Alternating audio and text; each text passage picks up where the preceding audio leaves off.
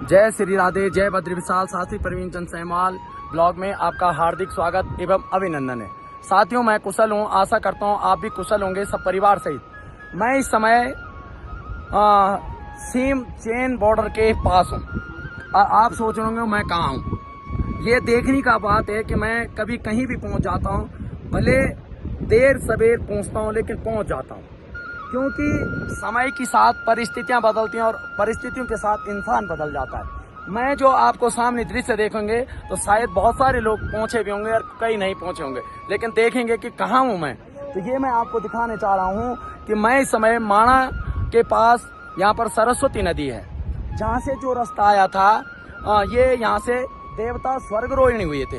ये सामने देखो आप, ये और ये जो पत्थर दिख रहा है आपको, ये बड़ा सा पत्थर मैं आपको जूम करके दिखाऊंगा। ये सामने जो पत्थर है ये पांडवों ने रखा था, क्योंकि यहाँ पार्वती मैया ऊपर नहीं जा पा रही थी, क्योंकि यहाँ नदी थी।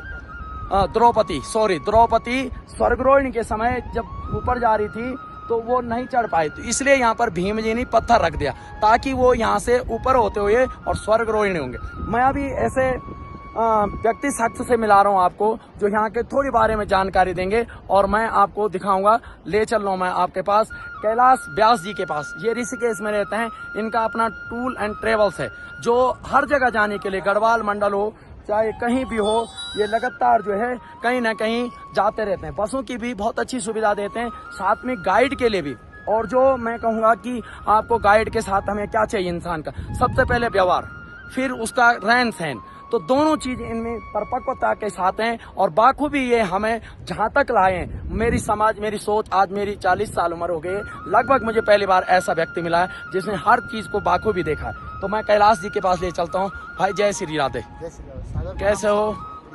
सागर प्रणाम साथी, जी अभी हम कहाँ पे हैं?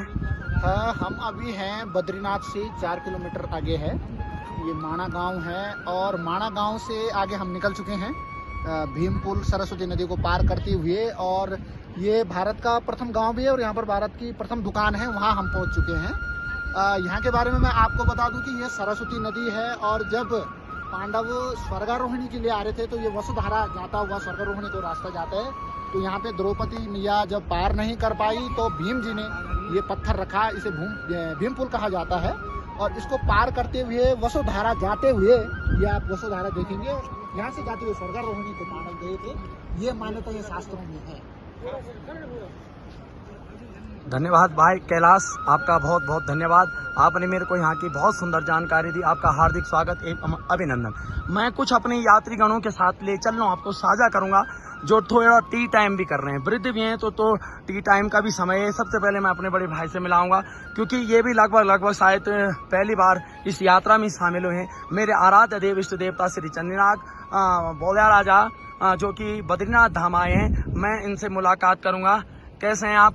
बहुत सुंदर और आप बहुत सौभाग्य की बात है। आज हम श्री चंद्रनाथ इष्ट देवता की कृपा से यहाँ पे आए, बद्रीनाथ धाम में आए दर्शन करने के लिए, और उसकी इतनी बड़ी कृपा हमारे ऊपर कि आसमान भी इतने साफ हो गया है कि हमने दूसरा दिन हमारा यात्रा का, दूसरा दिन भी मौसम साफ रहा।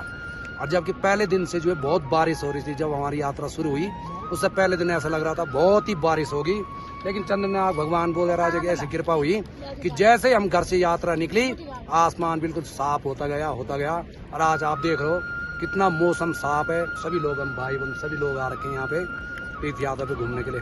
जय श्री राधे। कैसा लगा आपको आज? बहुत सुंदर। मेरे हिसाब से तो आज पहली बार हम दोनों भाई शायद यात्रा पे आए होंगे, बिल्कुल, है ना? हाँ, तो मैं अभी यहाँ पे भैजी हैं हमारे साथ, देवी के पुजारी भी, इनका नाम भी देवी प्रसाद सैमवाल है। बहुत ही कर्मठ, क्योंकि इस समय देखो सूखे बिस्कुट खा रहे हैं। क्यों खा रहे हैं? लोगों को लगता है कि ये पहाड़ों में सब आडंबर है, बिना खाए नहीं। यहाँ पर हमारी जो प्राकृतिक सौंदर्य, जो त्याग, समर्पण, जो भाव है, इनके प्रति जो भगवती के पुजारी हैं इस समय। भैजी आप शायद दूसरी बार आए हैं बद्रीनाथ या पहली बार? पहली बार आ रहे थे। पहली बार आ रहे हैं। भैजी आपकी उम्र क्या होगी? लगभग 67 साल, ये यानी 66 साल के हो गए भैजी। भैजी को कैसा लगा भैजी आज आपको यहाँ पर? बहुत अति सुंदर, बहुत बढ़िया। यहाँ का दृश्य आपको बहुत अच्छा लगा? बहुत अच्छा। बहुत ही सुंदर। बहुत ही तो देखो बहुत ही अच्छा। और आपको जैसे आपने घर से भी कुछ नहीं खाया था, रास्ते में भी कुछ नहीं खाया था, कुछ नहीं, तो क्या इस आपको समय- भूख नहीं लगती है? नहीं, उस माँ की कृपा से है, जी। भूख नहीं लगती है। तो आपका मन मतलब कि जो हम खा रहे हैं आपका मन उस तरफ डाइवर्ट हो जाना, या आपको ऐसा महसूस होता हो? नहीं होता, कुछ भी नहीं, कुछ भी मतलब कोई भी चीजें आपको परेशान नहीं करती नहीं हैं? कोई। तो आपको भी कोई चीज परेशान नहीं होती पैदल चलने में? जैसे आपने पहले चप्पल नहीं पहनी थी पैरों में, नंगा तो पैर चला, नंगे पाँव 3 दिन से, तो पैरों में कोई दिक्कत नहीं, कोई दिक्कत नहीं। माँ की मतलब असीम कृपा है। तो असीम ये कृपा। मान्य की कृपा है।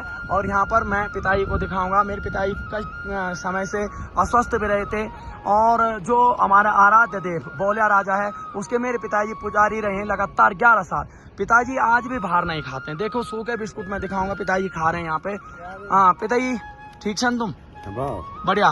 कन लगे आप सनी? बहुत आनंद लगा, बहुत आनंद आ गया ना? बहुत आनंद। सभी बच्चे दोनों बहू साथ में, बेटे साथ में है ना? साथ में आए। अभी मैं अपने भाभी के पास ले चल रहा हूँ। इनको पहली बार आई है मेरी भाभी भी यहाँ पे, और बहुत ही सुखद यात्रा शायद हमारे परिवार के साथ रहे, क्योंकि मैं, मेरे भाई, मेरी भाभी और मेरी पत्नी, मेरी माँ और मेरे पिताजी साथ में। आपको कैसा लगा? बहुत अच्छा, बहुत अच्छा लगा। यहाँ आकर भगवान बद्रीनाथ के दर्शन कैसे हुए? बहुत बढ़िया तरीका से। बहुत बढ़िया। माँ, ये मेरी माँ है। और माँ कैसा लगा? बहुत सुंदर। मैं अपने परिवार के साथ आया हूँ हाँ पहली बार। हाँ, 2 मेरी बहू, 2 मेरा लड़का। बहुत अच्छा लगा। बहुत अच्छा। थकान तो नहीं हुई 2 तुझे? मेरा बड़ा लड़का, बड़ी बहू। और ये मेरी पत्नी है, धर्म पत्नी जी। आपको कैसा लगा? शायद हम तो दोनों में अभी भी पहली बार आए हैं। तुझे कैसा लगा? मुझे बहुत अच्छा लगा है। हाँ, थकान तो नहीं हुई? हाँ थोड़ा बहुत तो हुई है पर अच्छा लग रहा है। अच्छा लग रहा है, क्योंकि थकान इसलिए हुई है कि उल्टी हुई है आपको, इसलिए थकान हुई, वैसे नहीं हुई है ना। ये हमारी भाभी जी हैं जो घर में एक शुद्ध गृहिणी के रूप में भी कार्यरत रहती हैं हर समय, और बहजी की सेवा भी करते हैं। भाभी ठीक लगी आप सही? बहुत सुंदर। बहुत सुंदर लगी ना? बहुत बढ़िया। तो देखो अब हमारा लंच टाइम चल रहा है। साथ में मैं एक बार फिर से प्राकृतिक सौंदर्य के साथ आपको दृश्य दिखा रहा हूँ नीचे सरस्वती नदी का। ये देखो सुंदर, देखो बादल और प्राकृतिक आनंद, जो सौंदर्य है यहाँ पर अद्भुत, कह नहीं सकता हूँ कि इसके साथ जो नदी बह रही है वो ऐसा गान कर रही है कि आपको कानों को तृप्त होगी, और माँ शारदा जैसे कुछ गान कर रही हो, और इन पहाड़ों को चीरती हुई, बहती हुई और हरिद्वार की ओर बह रही है। देखो ये पहाड़, देखो आप कितने सुंदर प्राकृतिक सौंदर्य। ये देखो ये सुंदर जो पर्वत हैं, जो मंदिर हैं, जो मठ हैं, वाकई भी यहाँ हमारे गढ़वाल में स्वर्ग है। और कुछ दुर्भाग्य यहाँ पर कि लोग पलायन होते गए।